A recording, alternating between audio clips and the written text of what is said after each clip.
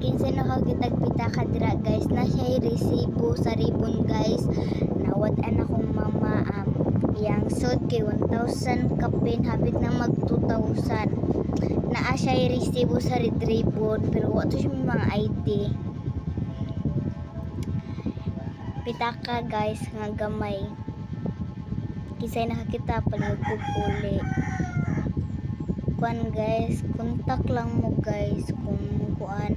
Mag-comment lang mo dira kung kinsay nakakita ba mo og kaning kuan pitaka. Comment lang mo kay comment lang mo niya.